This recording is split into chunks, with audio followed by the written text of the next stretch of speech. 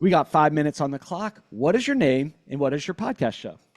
My name is Sean Simon, and the podcast is the Martech Matrix. The Martech Matrix. All right. So, with building your podcast show, why did you build it and how does it support the business functions of what you guys are building? Yeah, we found that different people like to consume content differently, and that just writing a blog about marketing technology wasn't enough. And some people wanted to be able to listen while they were going for a run or in their commute. So we wanted to find other ways to connect with our followers, right? So people that were interested in learning about marketing technology, but just didn't want to spend the time reading the articles that we were writing. So we thought, what better way than to create a podcast? Yeah. So, when you guys started, what was one of the biggest failures you guys had looking back? You're like, I wish we didn't do that in the world of podcast creation. Yeah, I think it's probably similar to most people, which is just because you're recording a podcast doesn't mean that they're going to show up. So you need to have a really strong social media presence that makes sure that your content's being shared, so that people subscribe to the show.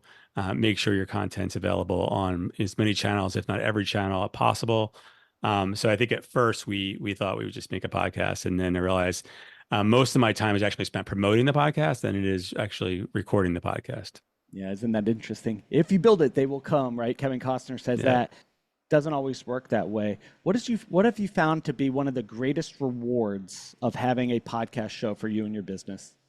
Yeah, I have a specific example. I was on a call with a client, a member of our community in the coaching collective, and he said he was interested in one of our solutions that we represent at Cogent, that he had heard about on our podcast. So I was like, I don't think we talked about that. And he goes, No, I heard about it on the podcast.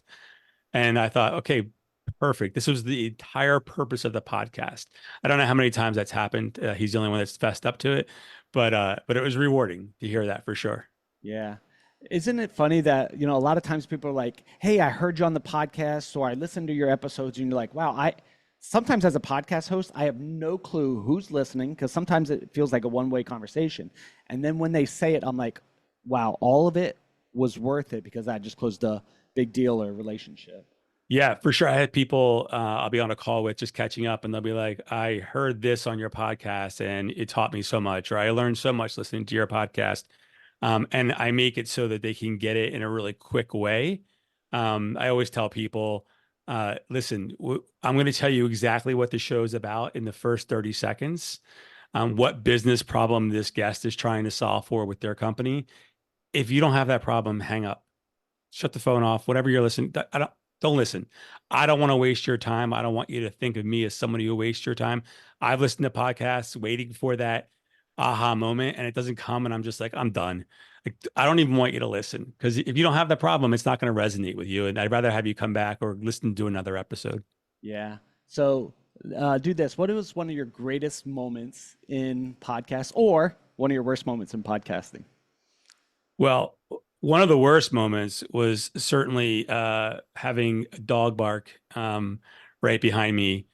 He's cute, but it can make for an annoying conversation when the dog's barking behind you. So he's no longer allowed in the room when I record. God, the best. I think the best is when actually it was probably the last episode that I published, which would have went live last Monday. Um, I didn't go with a script. I decided I know this guy. We've worked together in the past. I know he's really smart. He's taught me a lot. And when we work together, I'm just going to have a conversation with him. And if it's one of the shorter podcasts, that's okay because I know it'll be succinct. And it ended up going as long as every other podcast. And it might have been the best podcast episode because it was just natural. There was no script. Why do you think it went so well? I think when you know the material, when you know what you're talking about, it's easy, right? I also think, because for us it was episode 22 or 23, I think I'm just more relaxed doing it right now. I'm more confident that I can work through any silences. But there just wasn't any with this guy, and we could just keep going. We probably could have kept going, another hour. But I think it's just a matter of making sure you're prepared for the podcast, making sure that you know the material enough that you don't have to count on your guest to carry the conversation. So, 4 seconds left. Where can people go to listen to your podcast show? Yep. The martechmatrix.com. Awesome.